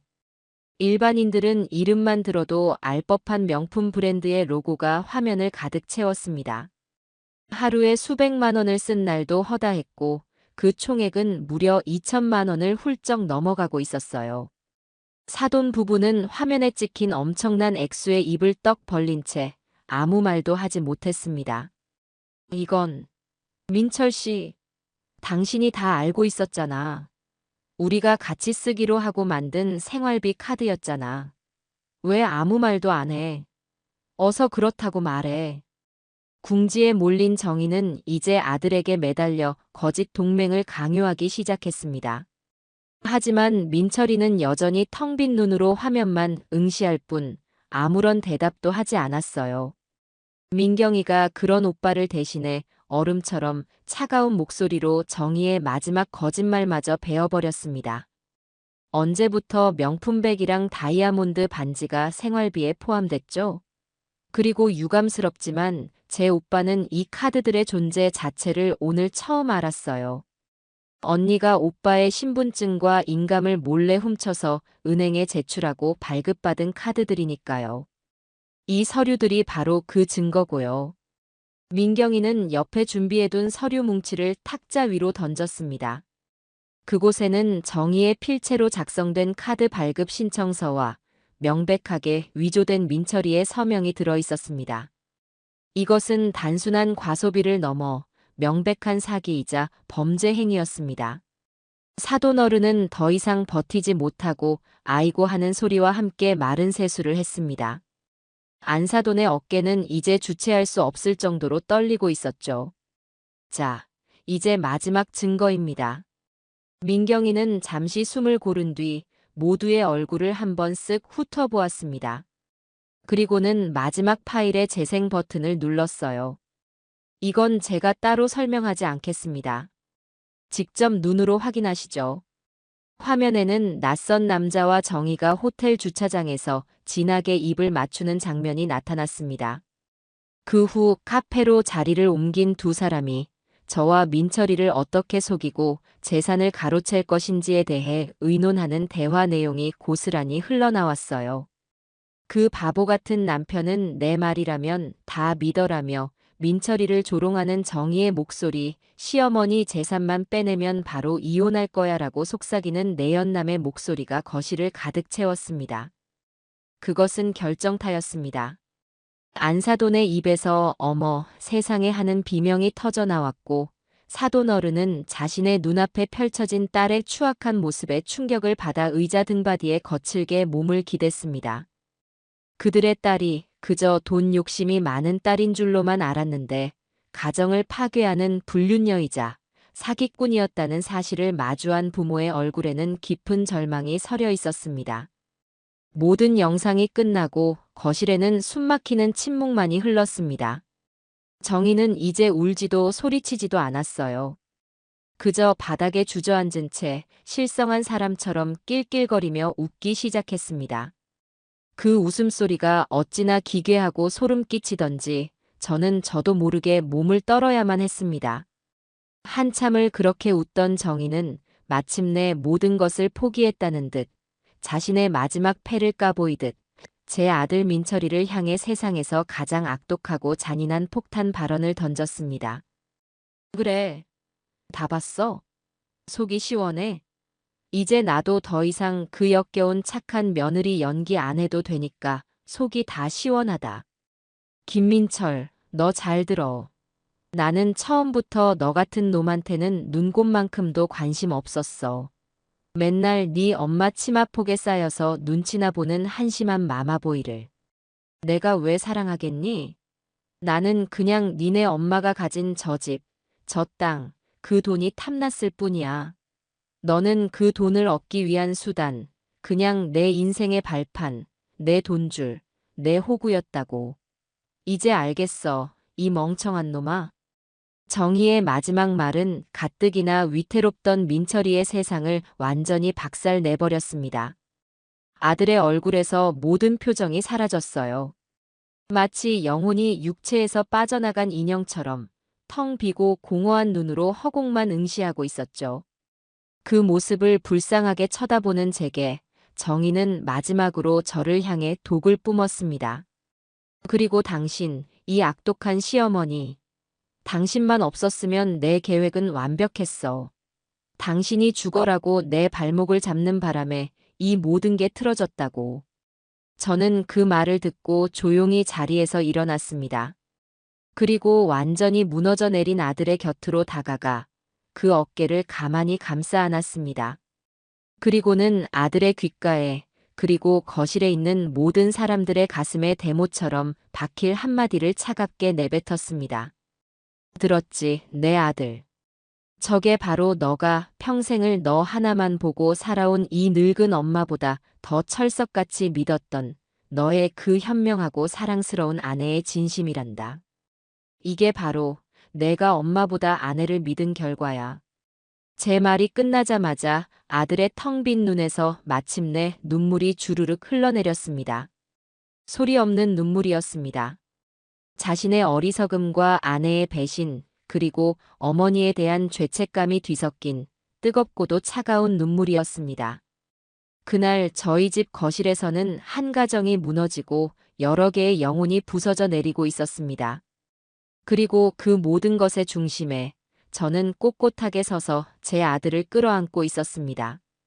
그날 밤 저희 집은 그야말로 거대한 폭풍이 눈앞에서 휩쓸고 지나간 폐허와도 같았습니다.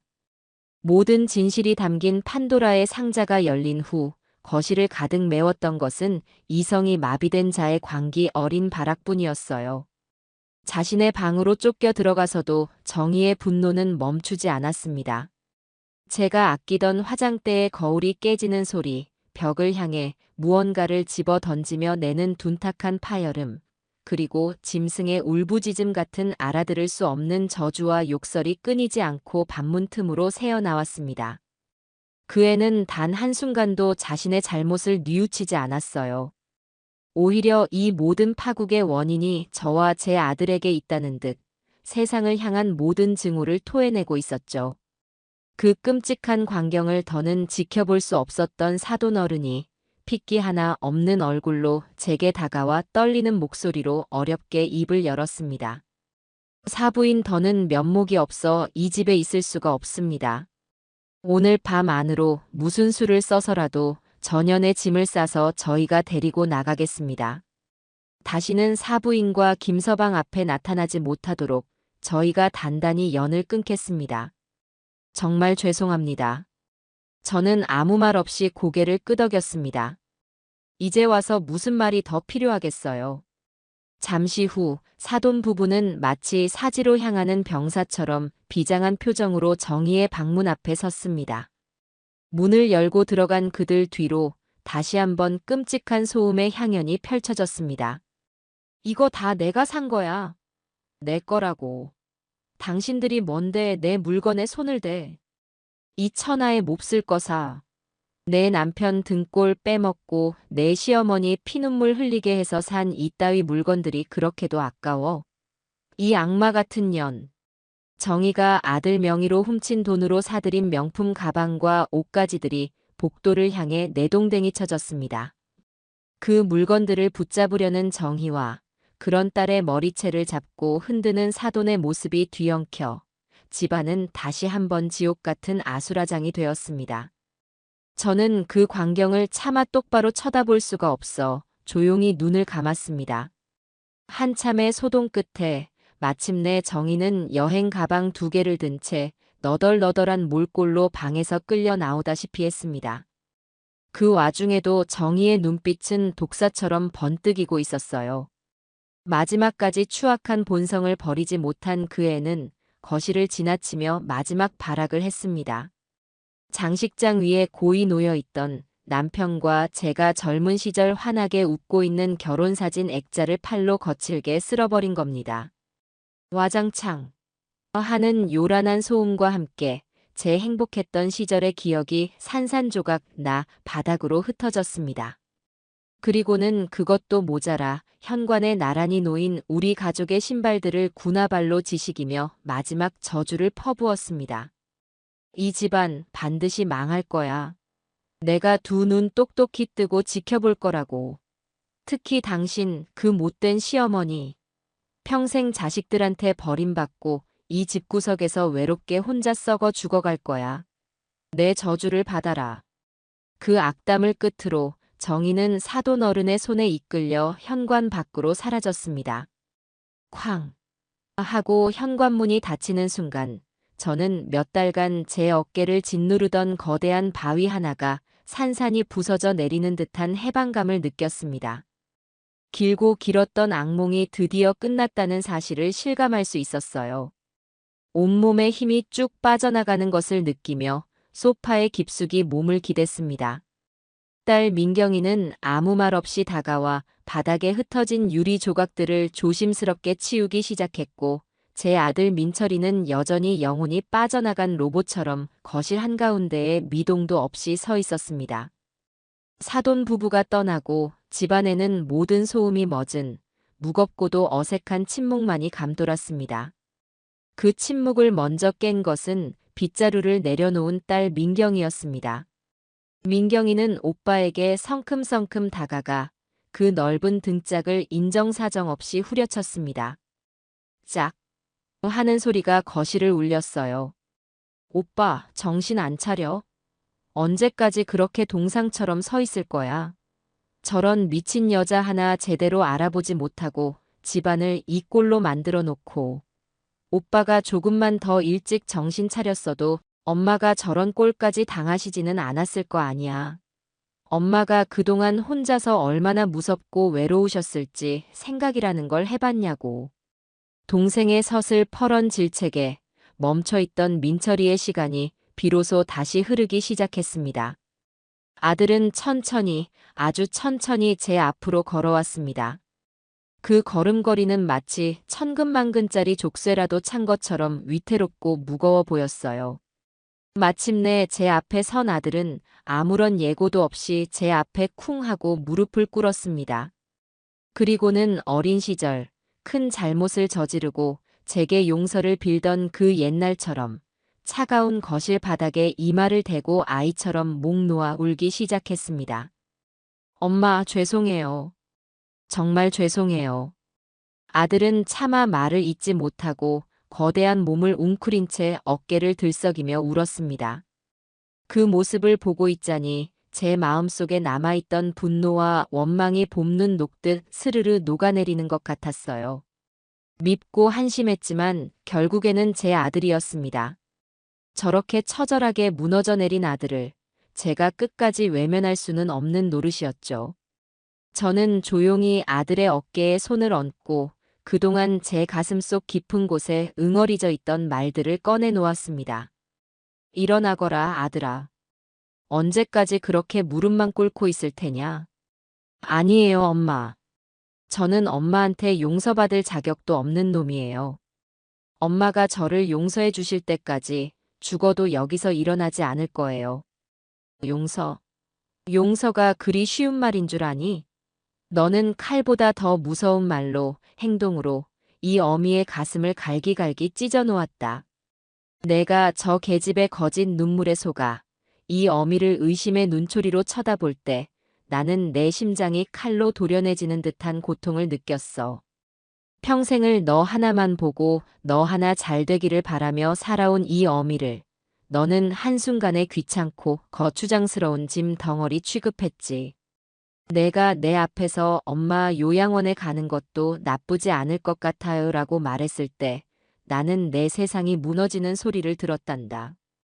내 발밑이 꺼지고 끝도 없는 나락으로 떨어지는 것만 같았어. 그 끔찍한 고통과 배신감을 너는 평생 가도 전부 이해하지는 못할 것이다. 제 목소리는 떨리고 있었지만 저는 눈물을 보이지 않았습니다. 아들은 제 말을 들으며 더욱더 고개를 숙이고 온몸으로 자신의 죄를 감내하고 있었어요. 바닥으로 뚝뚝 떨어지는 아들의 눈물이 제 발등을 적시고 있었습니다. 네, 엄마 맞아요.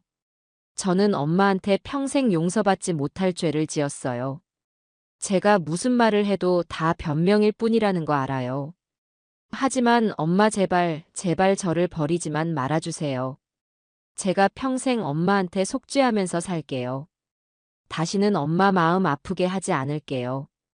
엄마가 하라는 건 뭐든지 다 할게요. 제발 저를 아들로 다시 한 번만, 딱 한 번만 더 받아주세요, 엄마. 아들의 애절한 울음 섞인 애원에 제 마음도 결국 무너져 내렸습니다. 저는 눈을 감고 깊은 한숨을 내쉬었습니다. 신뢰라는 것은 정성껏 물을 주어 키우는 화초와 같은 것이었습니다. 제 아들은 그 화분에 제 손으로 직접 맹독을 부었어요.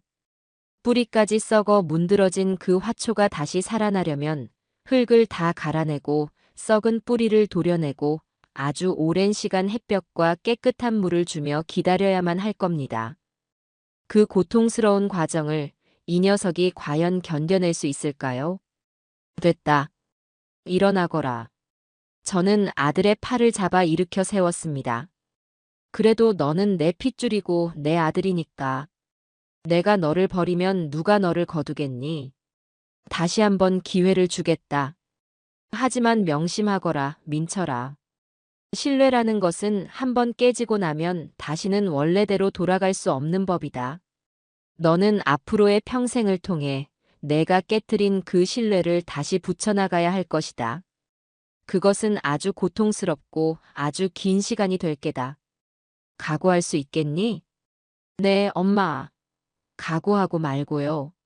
어떤 고통이라도 다 감수할게요. 제 살을 도려내는 한이 있더라도 다시 엄마의 믿음을 얻을 수만 있다면 뭐든지 다 할게요. 평생 노력할게요. 아들은 눈물 콧물이 범벅이 된 얼굴로 몇 번이고 고개를 끄덕였습니다. 그 모습을 지켜보던 딸 민경이가 제게 다가와 저를 꼭 안아주며 말했어요. 엄마, 이제 정말 다 끝났어. 고생 많았어. 이제는 아무 걱정하지 말고 우리랑 행복하게 살자, 응? 저는 딸의 등을 토닥여주며 비로소 참았던 안도의 눈물을 흘렸습니다. 상처는 깊었지만 제 곁에는 여전히 저를 사랑해주는 아들과 딸이 있었습니다. 그것만으로도 저는 다시 일어설 힘을 얻을 수 있었어요. 그날 밤 우리 세 식구는 깨진 유리 조각과 어지러운 살림살이들을 함께 치웠습니다. 그리고 오랜만에 한식탁에 마주 앉아 조촐한 저녁을 먹었습니다. 반찬은 김치와 나물 몇 가지가 전부였지만 그 어떤 진수성찬보다도 따뜻하고 평화로운 식사였습니다. 길고 길었던 터널의 끝에서 마침내 한 줄기 희미하지만 따스한 빛이 보이기 시작하고 있었습니다. 지옥 같던 폭풍이 휩쓸고 지나간 지 어느덧 6달이라는 시간이 흘렀습니다. 시간은 무심한 듯 흘러갔지만 저희 가족에게는 많은 것을 변화시켜 놓았습니다. 상처가 아문 자리에는 이전보다 훨씬 더 단단한 새살이 돋아나고 있었죠. 그리고 제 인생 역시 이전과는 완전히 다른 새로운 항로를 따라 나아가기 시작했습니다. 그 끔찍한 사건을 겪은 후 저는 더 이상 과거에 얽매여 슬퍼하거나 분노하며 시간을 낭비하지 않기로 결심했습니다. 대신 제 아픔을 다른 누군가를 위한 희망으로 바꾸고 싶었어요. 그래서 저는 용기를 내어 저와 같이 가족에게 말 못할 상처를 입고 고통받는 어르신들을 위한 자조 모임을 만들었습니다.